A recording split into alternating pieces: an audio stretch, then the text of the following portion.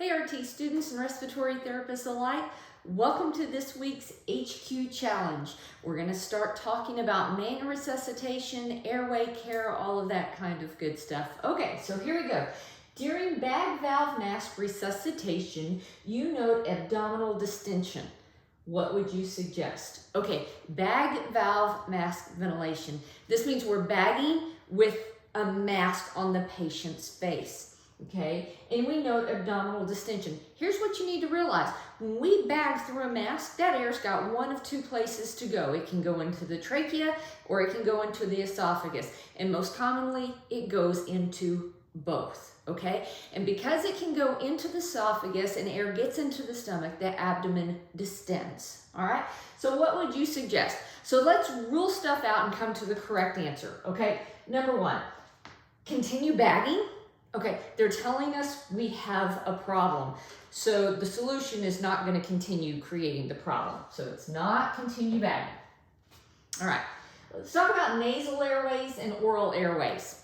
Nasopharyngeal airways and oropharyngeal airways. All right, these two airways, their purpose is to separate the tongue from the back of the throat.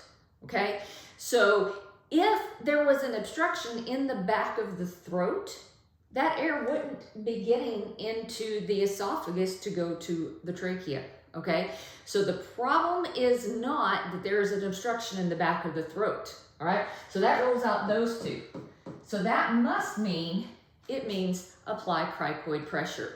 What is cricoid pressure, you say? Okay, run your finger down the top from your chin, down your throat, and feel for your Adam's apple, okay?